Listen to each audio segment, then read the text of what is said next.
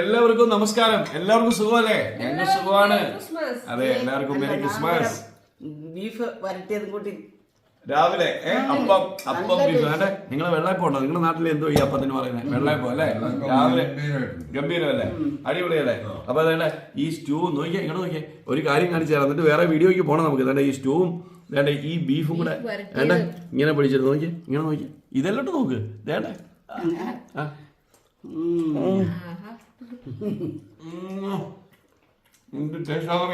ഞങ്ങളൊക്കെ ഒന്ന് കഴിക്കട്ടെ. നമ്മുടെ ഗോവയിലെ കാഴ്ചകൾ നടന്നുകൊണ്ടിരിക്കുകയാണ്. അപ്പൊ എല്ലാരും ഓടിപ്പോയി കാണണേ. വലിയ പ്ലാറ്റ്ഫോം ഒക്കെ കെട്ടി അത് എന്തോ എവിടാ നിക്കുന്നേ?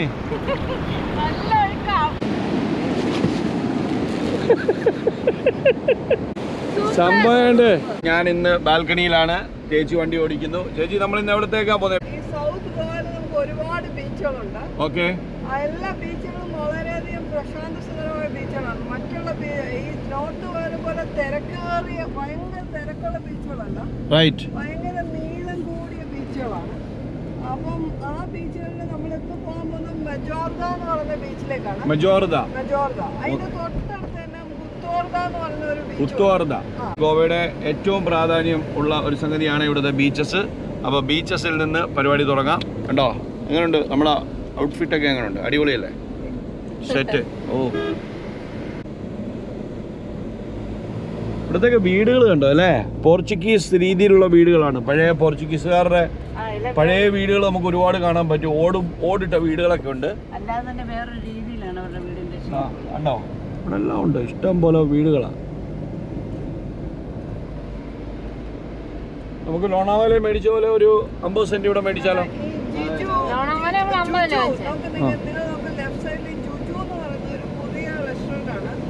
വളരെ അവിനാഷ് മാർട്ടിൻ എന്ന് പറഞ്ഞ ഒരു വലിയ ഷെഫുണ്ട്. ആ ഷെഫിന്റെ ക്യൂറേറ്റ് ചെയ്തിട്ടുള്ള ഫുഡാണ് അവിടെ.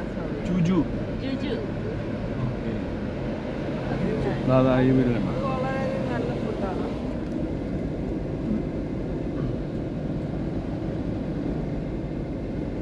പിന്നെ ഇവിടെ എല്ലാം കാജു ഡിപ്പോകൾ കാണാം. അതെ അതെ, പറങ്ങാണ്ടിയുടെ മൊത്ത വ്യാപാരികളാണ് ഇവിടെ കേട്ടോ.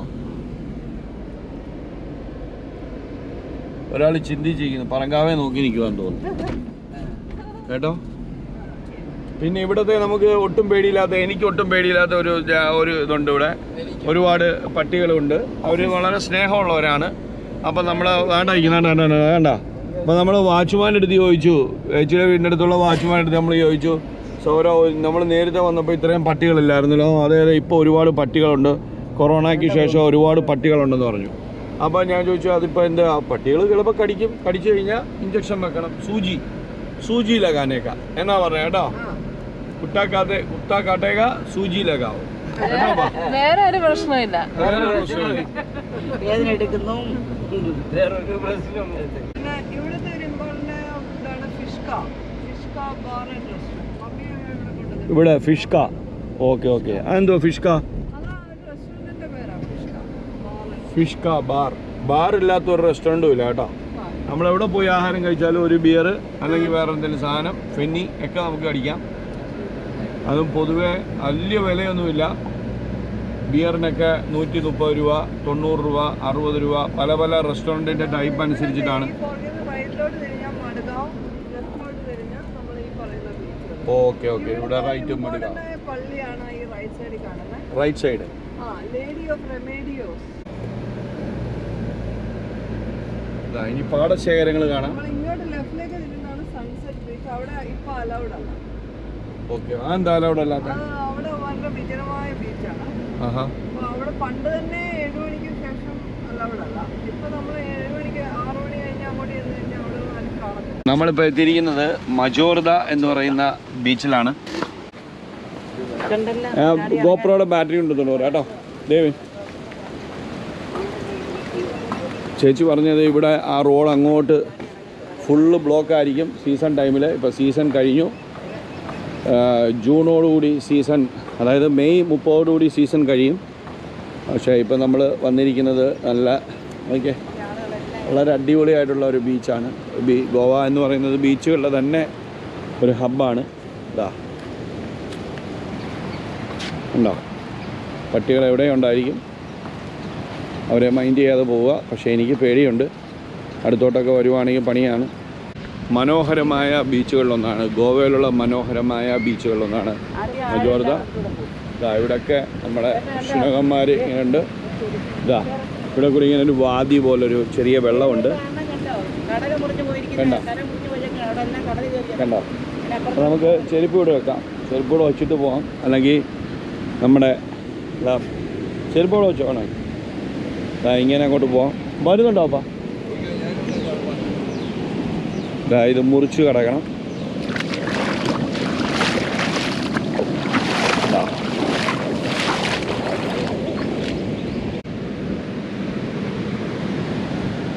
വളരെ അടിപൊളിയായിട്ടുള്ളൊരു ബീച്ചാണ്.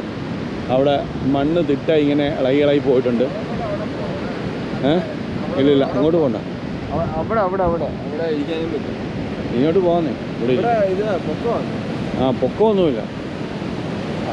ഇത് കണ്ടോ, ഇവിടെ മണ്ണിടിഞ്ഞ് വീഴും.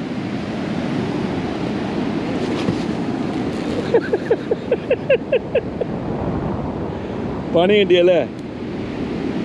കണ്ടോ, വളരെ സൂക്ഷിക്കണം, മണ്ണിടിഞ്ഞ് വീണുകൊണ്ടിരിക്കുകയാണ്. കണ്ടോ കണ്ടോ കണ്ടോ?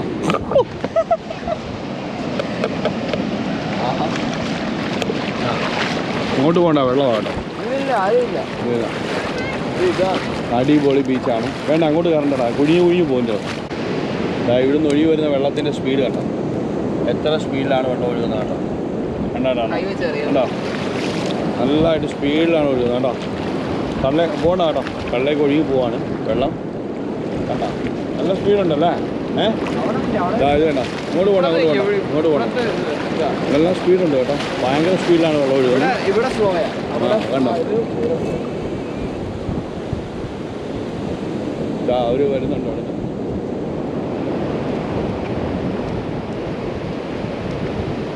ഇതാണ് ഗോവയുടെ ബീച്ചിൻ്റെ ഒരു ഭംഗി എന്ന് പറയുന്നത്. വളരെ ഭംഗിയുള്ള ഒരു ബീച്ചാണ്.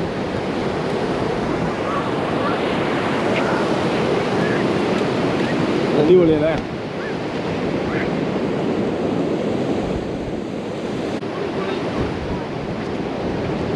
അവിടെ സർഫ് റെസ്ക്യൂ ഒക്കെ ഉണ്ട്, റെസ്ക്യൂ ടീമൊക്കെ ഉണ്ട്. അധികമായിട്ട് കടലിലേക്കൊക്കെ പോയി കഴിഞ്ഞാൽ അവർ നമ്മളെ അവിടെ ചെയ്യാനായിട്ട് ബേ വാച്ചേഴ്സൊക്കെ ഉണ്ട്. ഇറങ്ങാനായിട്ട് പാടില്ല കടലിലേക്ക് അധികം. ഓക്കെ, ഇതാ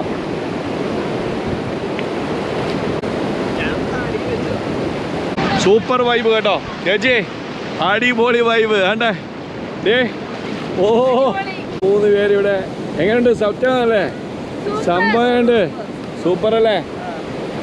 എന്തുവാ എവിടാ നിൽക്കുന്നേ? വേണ്ടേ? കണ്ടോ, മജോർദ.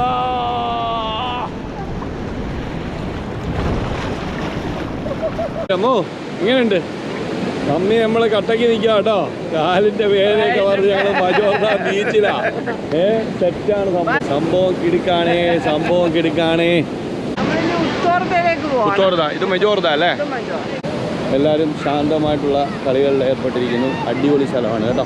സീസൺ ടൈമിൽ ഇവിടെ മൊത്തം പബ്ലിക്കായിരിക്കും, കിടക്കും. അതൊന്നും ഇവിടെ വിഷയമുള്ള സംഗതിയല്ല. പക്ഷേങ്കിൽ അടിപൊളിയായിട്ടുള്ള ഒരു സെറ്റപ്പ് സ്ഥലമാണ്. അതുകൊണ്ട് അവിടെ ഫോട്ടോഷൂട്ടൊക്കെ നടക്കുന്നു. അപ്പോൾ ഇതൊക്കെയാണ് ഇവിടുത്തെ കാഴ്ചകൾ. നിന്നാൽ സംഭവിക്കുന്ന ഒന്നുകൊണ്ട് കാണിച്ചോളൂ. ഇല്ല, ഇവിടെ ഇവിടെ നിൽക്കേ. നിന്നോ. റെഡി? റെഡി. റെഡി. നിൽക്കുന്നോ സീനു? നിൽക്ക്.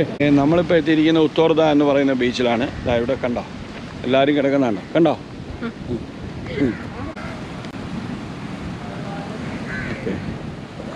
And the bread of life.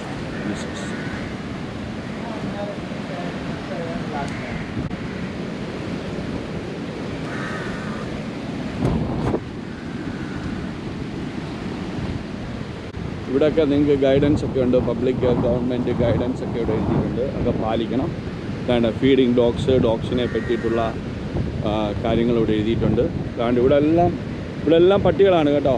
അറിയാതെ മണ്ണിൻ്റെ കളറുള്ള പട്ടികളുണ്ട്. കയറി ചവിട്ടി കഴിഞ്ഞാൽ പണി. അടിപൊളി സൺസെറ്റിൻ്റെ സീൻ നിങ്ങൾക്ക് കാണാൻ പറ്റുന്നുണ്ട്. ഇതാ നമ്മുടെ ക്യാമറാമാൻ ഇവിടെ ഉണ്ട്. സെറ്റ് സീനാണ്. നമ്മളപ്പുറത്ത് കണ്ടതാണ് എന്തോ മെജോർദ ബീച്ച് അപ്പുറത്തായിരുന്നു. അവിടുന്ന് നേരെ ഇങ്ങോട്ട് വരുമ്പോഴാണ് ഉത്തർദ ബീച്ച്. ഇതെല്ലാം കണക്റ്റഡായിട്ട് കിടക്കാണ്. ചേച്ചി പറഞ്ഞത് ഒരു 34 കിലോമീറ്റർ നമ്മളെ ബീച്ചസ് മാത്രമാണ് ഇതിനകത്തുള്ളത്. ഇത് നമുക്ക് അടുത്ത ബീച്ചിലേക്ക് പോകാം. ഇവിടെ അങ്ങനെ വലിയ കാഴ്ചകളായിട്ടൊന്നുമില്ല. പിന്നെ ഇവിടെ എല്ലാം തന്നെ റോയൽ ഓർക്കിഡ് ഒരു 5 സ്റ്റാർ ഹോട്ടലുണ്ട്. സൺസെറ്റ് നമുക്കിവിടെ വന്നിട്ടാണ് സൂര്യൻ മറയുന്ന കാഴ്ച ഇവിടെ നിന്ന് പകർത്താനായിട്ട് നമുക്ക് സാധിക്കുന്നുണ്ട്. അപ്പോൾ അതൊരു നല്ല കാഴ്ചയാണ്. ഉത്തർദ ബീച്ച്. ഓരോ ബീച്ചുകളുടെ പേരുകൾ നിങ്ങൾ മനസ്സിലാക്കിയിരിക്കുക. ഉത്തർദ ബീച്ച് എല്ലാവരും എത്തിയിട്ടുണ്ട്.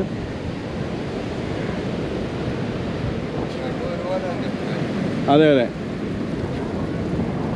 ഇവിടെയൊക്കെ നമുക്ക് ചാടിപ്പോകാനായിട്ട് കല്ലുകളൊക്കെ ഇട്ടിട്ടുണ്ട്. കണ്ടോ?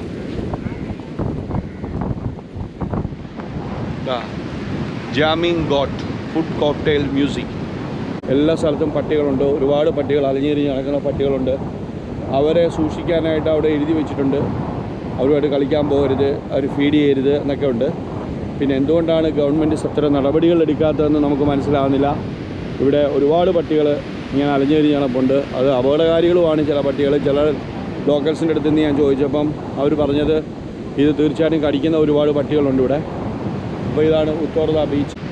സീസണാകുമ്പോൾ ഈ ഉത്തർദ മെജോർദ ബീച്ചുകളിലൊക്കെ മുഴുവൻ ഷാക്കുകളായിരിക്കും. ഇപ്പൊ ഇത് കാണുന്നില്ല ജാമിങ് ഗോട്ട്. അപ്പൊ അതുപോലുള്ളത് ഇവിടെ മുഴുവൻ നമ്മളൊരു മേക്ക് ഷിഫ്റ്റ് ആയിട്ടുള്ള സാധനങ്ങൾ കെട്ടി വലിയ നമ്മുടെ പെരുന്നാളൊക്കെ വരുമ്പോൾ കെട്ടുന്ന ഉള്ള രീതിയിൽ അങ്ങനെയല്ല, വലുതാ. വലിയ പ്ലാറ്റ്ഫോം ഒക്കെ കെട്ടി അത് 10-50 പേർക്ക് ഇരിക്കാം ഓരോ ഷാക്കിലും. എന്നിട്ട് ഇവിടെ മുഴുവൻ പിന്നെ ഇതിടും, പിന്നെ ക്യാൻഡിൽ ലൈറ്റ്. ഓക്കെ. അപ്പോൾ അങ്ങനെയാണ്. ഇതാ 2 കാർമേഘങ്ങൾ ഇതിൻ്റെ ഇടയ്ക്ക് ഒന്ന് കാണിച്ചു തരാം. നോക്കിയേ അതിൻ്റെ ഷേപ്പ് കണ്ടോ? നോക്കിയേ, ക്യാമറയിലൂടെ കണ്ടേ കാഴ്ച അല്ലേ?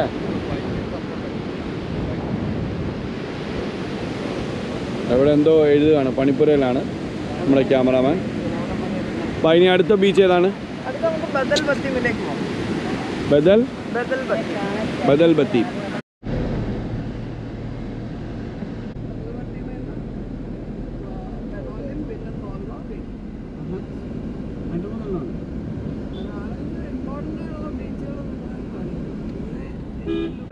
വലിയ റിസോർട്ടാണ് നാനൂസ് എന്ന് പറഞ്ഞത്.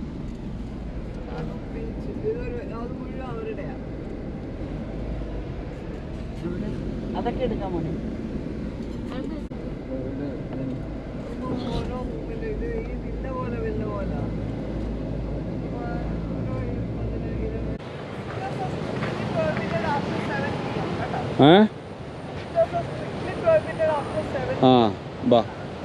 അതുകൊണ്ട് നാണു ബീച്ച് റിസോർട്ട് അതിൻ്റെ അവിടെ കാണാം. അവിടെ വേറൊരു കാര്യം കൂടെ എഴുതി വെച്ചേക്കുന്നുണ്ടോ? Drinking strictly prohibited on beach. പിന്നെ എവിടെ നിന്ന് കുടിക്കും?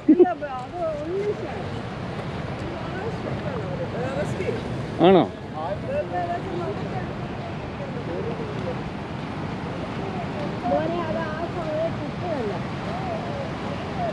ഈ വളരെ നാച്ചുറൽ ആയിട്ടുള്ള ബീച്ചാണ്. പക്ഷേ ഇവിടെ 7 മണിക്ക് ശേഷം വിസിറ്റേഴ്സ് അലൗഡ് അല്ല. അത് കറക്റ്റാണ്. വിജനമായിട്ടുള്ള ബീച്ചാണ്. ഇവിടെ നേരത്തെ അപകടങ്ങൾ അല്ല ലേഡീസിൻ്റെ പ്രോബ്ലംസ് ഒക്കെ ഉണ്ടായിട്ടുണ്ട് ഇവിടെ. അതുകൊണ്ടാണ് അങ്ങനെ ഒരു പരിപാടി പറഞ്ഞിട്ടുള്ളത്. അതുപോലെ വ്യക്തം വിജനമായിട്ടുള്ള ബീച്ചുകളാണ് ഇവിടുത്തെ. മാത്രമല്ല എനിക്ക് തോന്നുന്നു ഇതിപ്പോൾ വിജനമാകുമ്പോൾ രാത്രിയാകുമ്പോൾ ഇവിടെ എല്ലാം പട്ടികളും വരും. അപ്പോൾ അതും പ്രശ്നമാണ്.